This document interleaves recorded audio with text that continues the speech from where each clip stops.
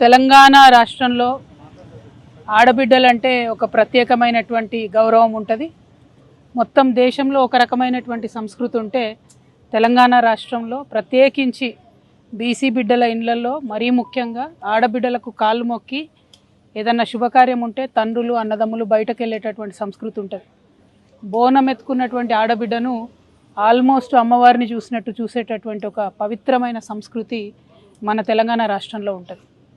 ఇప్పుడిప్పుడే తెలంగాణలో భారతదేశం మొత్తంలో మహిళలు రాజకీయంలో ముందడుగేస్తూ సమస్యలపైన మాట్లాడుతున్నటువంటి సందర్భాన్ని మనం గమనిస్తున్నాం.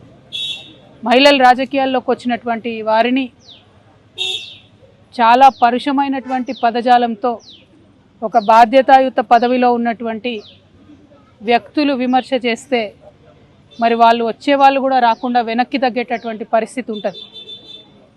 నా ఒక్కదాన్ని ఈరోజు ఎమ్మెల్సీ నవీన్ గారు, చింతపండు నవీన్ అలియాస్ తీన్మార్ మల్లన్న గారు ఎంత దారుణంగా మాట్లాడినరో తెలంగాణ ప్రజలందరూ చూసిండ్రు. అసలు మేము ఆడబిడ్డలు అట్లాంటి మాటలు కనీసం మా నోటితో కూడా ఉచ్చరించేటటువంటి పరిస్థితి కూడా ఉండదు. సిగ్గు అనిపిస్తుంది, నిజంగా బాధ అనిపిస్తుంది. ఎందుకు రావద్దా ఆడపిల్లలు బయటికి రావద్దా? రాజకీయాల్లో ఉండొద్దా? చెయ్యొద్దా రాజకీయం?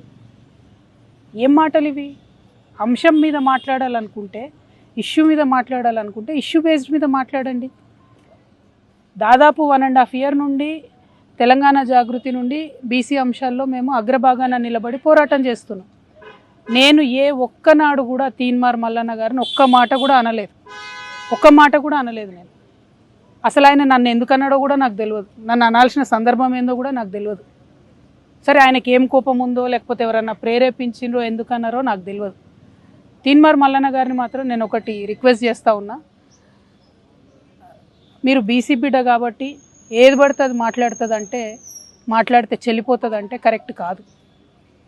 గుర్తుపెట్టుకోండి మల్లన్న గారు, తెలంగాణ ప్రజలు ఎక్కువ కాలం పరుష పదజాలాన్ని సహించరు. మీరు ఎటు పడితే అటు మాట్లాడితే చూసుకుంటే ఎవరు ఊరుకోరు. మీరు మాట్లాడిన దానికి డెఫినెట్గా ఆవేశం వచ్చి మా కార్యకర్తలు, మా నాయకులు ప్రజాస్వామ్యబద్ధంగా ప్రొటెస్ట్ చేయడానికి వచ్చారు. అయితే మీరు కాల్పులు జరుపుతారా?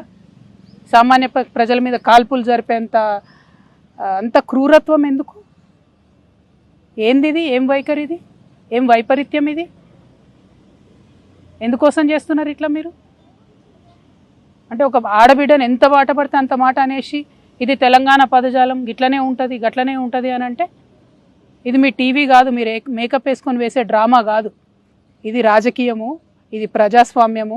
ఇందులో అనేక మంది ప్రజల యొక్క జీవితాలు ముడిపడి ఉన్నాయి. అరే, తెలంగాణ జాగృతి ఎన్నో కార్యక్రమాలు చేసింది. అందులో బీసీ ఉద్యమం ఒక భాగం మాత్రమే. ఇంకా చాలా కార్యక్రమాలు చేస్తాం, ఇంకా బలంగా పోరాటం చేస్తాం. ఎందుకోసం మీకు ఇంత దుగ్ధ? ఎందుకోసం? ఒక ఆడబిడ్డ రోడ్డు మీద నిలబడి ప్రశ్నిస్తే తట్టుకోలేకపోతున్నారా? నాలాంటి వాళ్ళను కోట్లాది మందిని తయారు చేస్తా ఏమనుకుంటున్నారో మీరు? మేము అనుకుంటే, ఆడబిడ్డలు అనుకుంటే కనీసం ఇంట్లోకి వెళ్ళి బయటకు వెళ్ళలేరు. మీరు ఆలోచన చేసుకోవాలి మల్లన్న గారు. ఎవరి కోసం మాట్లాడుతున్నారు మీరు? నేను ఇవాళ రాష్ట్ర ముఖ్యమంత్రి గారిని కూడా అడుగుతున్నా. ఈ మల్లన్న గారు నిన్న మధ్యాహ్నం ఈ టైంకి ఈ మాట మాట్లాడితే ఇంతవరకు నేను ముఖ్యమంత్రి గారికి ఒక సహచర ఎమ్మెల్సీని ఇంతవరకు కనీసం ముఖ్యమంత్రి గారు మాట్లాడలే. ఆ రోజు వారి కుటుంబ సభ్యుల మీద మాట్లాడితే 2 ఆడపిల్లల్ని, యూట్యూబర్స్ని, జూనియర్ జర్నలిస్టులని పట్టుకపోయి మీరు జైల్లో పెడతారా? ముఖ్యమంత్రి గారు, నేను మిమ్మల్ని డిమాండ్ చేస్తూ ఉన్నా, మీరు తక్షణమే మల్లన్న గారిని అరెస్ట్ చేయకపోతే మల్లన్న గారితో ఈ మాటలు మాట్లాడించింది మీరే అని కూడా తెలంగాణ ఆడబిడ్డలు అందరూ అనుకునేటటువంటి పరిస్థితి వస్తుంది. మీ కుటుంబానికి ఒక న్యాయం, తెలంగాణ ఆడబిడ్డలందరికీ ఇంకో న్యాయం ఉంటుందా? ఎంత ఆవేదనగా మాట్లాడినారు ఆ రోజు అసెంబ్లీలో ముఖ్యమంత్రి గారు. మా ఆడబిడ్డలు అంటారా, మా కుటుంబాన్ని అంటారా అని. ఇవాళ నేను తెలంగాణ ఆడబిడ్డను కాదా? తెలంగాణ ఉద్యమంలో పనిచేయలేదా? తెలంగాణ బీసీల కోసం పనిచేస్తలేనా? తెలంగాణ అసెంబ్లీలో అంబేద్కర్ బొమ్మ పెట్టాలని దీక్ష చేయలేదా? ఎన్ని పనులు చేసినాం, ఎన్ని విషయాల్లో కొట్లాడినాం, ఎన్ని అంశాల్లో మాట్లాడినాం. ఇంకా మాట్లాడతాం. మాకు అవకాశం ఇస్తే ఆడబిడ్డలకి ఇంకా మాట్లాడతాం. ముఖ్యమంత్రి గారిని నేను డిమాండ్ చేస్తూ ఉన్నా, ఎట్టి పరిస్థితుల్లో వెంటనే తీన్మార్ మల్లన్న గారిని అరెస్ట్ చేయాలి. మేము రేపు ఉమెన్స్ కమిషన్ కూడా వెళ్తాం, నేషనల్ ఉమెన్స్ కమిషన్ కూడా వెళ్తాం. ఇవాళ చైర్మన్ గారికి ఇచ్చిన రిప్రజెంటేషన్లో కూడా నేను అదే చెప్పిన. హౌస్ సెషన్లో లేదు కాబట్టి ప్రివిలేజ్ మోషన్ నేను మూవ్ చేయలేను, కాబట్టి ఎథిక్స్ కమిటీకి మీరు రిఫర్ చేయండి. అట్లానే చైర్మన్ గారికి డిస్క్రిషనరీ పవర్స్ ఉంటాయి, అంటే చాలా అసాధారణమైనటువంటి పవర్స్ ఉంటాయి. ఆ అసాధారణమైనటువంటి పవర్స్ యూజ్ చేసి తీన్మార్ మల్లన్న గారిని వెంటనే ఎమ్మెల్సీ నుండి సస్పెండ్ చేయమని కూడా నేను డిమాండ్ చేస్తూ ఉన్నాను. ఎందుకంటే ఒక బాధ్యతాయుతమైనటువంటి పదవిలో ఉన్న వ్యక్తులు నోరు చూసుకొని మాట్లాడాలి. మనని లక్షలాది మంది ప్రజలు గమనిస్తుంటారు. నాకు మాట్లాడరాక కాదు, నాకు భాష తెలియక కాదు, కానీ కంట్రోల్లో ఉండాలి, లిమిట్లో ఉండాలి, ప్రజాస్వామ్యబద్ధంగా ప్రశ్నించాలి. అది వదిలిపెట్టి మీరు ఏది పడితే అది మాట్లాడతామంటే మాత్రం మేము ఇక్కడ ఊరుకోము. ఏదో ఆడబిడ్డ కదా, ఓ సంస్థ నడుపుతుంది కదా, ఆమెను ఏదన్నా ఎవరుంటారు వెనక అనుకున్నారేమో. నా వెనక లక్షలాది మంది తెలంగాణ ఆడబిడ్డలు ఉన్నారు, నా వెనక లక్షలాది మంది తెలంగాణ అన్నదమ్ములు ఉన్నారు. నేను మామూలు ఆడబిడ్డను కాదు చెప్తున్నా. అగ్గి రవ్వనై రగులుతా ఎక్కువ తక్కువ వేస్తే. తీన్మార్ మల్లన్న గారు జాగ్రత్త, నేను చెప్తున్నా, జాగ్రత్తగా ఉండండి. Thank you. జై తెలంగాణ.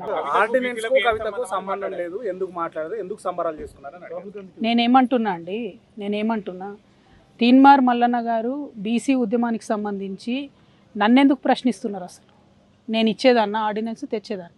నేను మీలాగానే ఉద్యమం చేస్తున్నా, ఆయన ఉద్యమం చేస్తున్నారు. అసలు నేను ఆయన ఎప్పుడన్నా ఏమన్నా అన్నానా? ఆయన అంతటా ఆయన వచ్చి నా మీద ఎందుకు మాట్లాడుతున్నారు? అంటే నాకు వ్యతిరేకులు ఎవరు ఆయనను ప్రేరేపిస్తున్నారా? అది ముఖ్యమంత్రి గారు ప్రేరేపిస్తున్నారా? ఎవరు ప్రేరేపిస్తున్నారు మరి?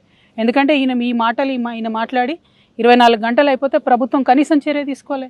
మీ మీద ఒక ట్వీట్ పెడితే రాత్రికి రాత్రి చిన్నపిల్లల్ని ఎత్తుకపోయి జైల్లో పెడుతున్నారే. మీ మీద ఒక ఫేస్బుక్లో కమెంట్ పెడితే ముఖ్యమంత్రి గారు అరెస్ట్, ప్రత్యేక బృందాలను పెట్టి వెతికి మరి అరెస్ట్ చేస్తున్నారే. ఒక ఎమ్మెల్సీని, ఒక ఆడబిడ్డని, ఇదేనా మీరు తెలంగాణ ఆడబిడ్డలకు ఇచ్చే రక్షణ? అందుకే క్రైమ్ పెరిగిపోతున్నది. ముఖ్యమంత్రి గారు ఇంత అలుసుగా ఉంటున్నారు మహిళలను ఏమన్నా కూడా. కాబట్టి ఇక సాధారణ మహిళల పరిస్థితి ఏందండి? ఓ పదవిలో ఉన్న ఎమ్మెల్సీకే ఇటువంటి గతి ఉంటే ఈ రాష్ట్రంలో సాధారణ మహిళల పరిస్థితి ఏంటి చెప్పండి? ముఖ్యమంత్రి గారు చర్యలు తీసుకోవాలి. ఆయన తీన్మార్ మల్లన్నకి ఏం సంబంధం ఉంది? ఆయనని ఏమన్నా నేను అసలు ఎప్పుడూ ఏమనలేదు. నేను ఇన్ని 1.5 years నుండి బీసీల కోసం కూడా ఒక్క సెకండ్ కూడా నేను ఆయన గురించి మాట్లాడలేదు. ఆయన ఎందుకు నా గురించి మాట్లాడాలి? First point. సెకండ్ పాయింట్, ముఖ్యమంత్రి గారు మాత్రం చూసి చూడనట్టుగా ఈ వ్యవహారంలో ఊరుకుంటే తెలంగాణ ఆడబిడ్డలందరం కూడా ఇది మాకు అవమానంగానే భావిస్తాం. కానీ నేను ఇంకా బలంగా సమస్యల మీద కొట్లాడుతూనే ఉంటా. వెనక్కి తగ్గే క్వశ్చనే లేదు. మిమ్మల్ని మాత్రం నేను ఇవాళ కోరేది ఒకటే, ఆడబిడ్డల్ని గౌరవించడం నేర్చుకోండి. ఇలా బోనాలు, మాంకాలమ్మ బోనాలు, పొద్దున్న లేచి నేను బోనాలకు పోయేది ఉండే, అది బంద్ పెట్టుకొని ఇదే దుకాణం నడుస్తుంది పొద్దునుంచి. ఎందుకు ఇవన్నీ? నేను ఒకటేనండి, ప్రజా సమస్యలు ఎవరన్నా మాట్లాడవచ్చు, ఎవరన్నా ప్రజా సమస్యలు మాట్లాడవచ్చు. తెలంగాణ జాగృతి అనేక ఉద్యమాలు చేసింది, అందులో బీసీ ఉద్యమం ఒకటి. మా సంస్థకున్న నిబద్ధత ఏంటంటే మేము ఏదైనా అంశం ఎత్తుకుంటే అది సాల్వ్ అయ్యేదాకా దించం. మహిళా బిల్లు ఎత్తుకున్నా దించలేదు, ఏ అంశమైనా సాల్వ్ అయ్యేదాకా దించం. అంబేద్కర్ విగ్రహం అయినా కానీ ఏదైనా కూడా ఇష్యూ సాల్వ్ అయ్యే వరకు దించం. బీసీ ఉద్యమం కూడా అంతే, ఇష్యూ సాల్వ్ అయ్యే వరకు దించే ప్రసక్తే లేదు.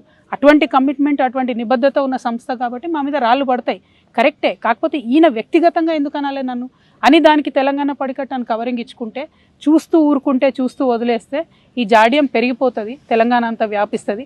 కాబట్టి దయచేసి ప్రజాస్వామ్యవాదులందరూ కూడా ఆడబిడ్డల పక్షాన్ని నిలబడాలని కోరుతున్నాను.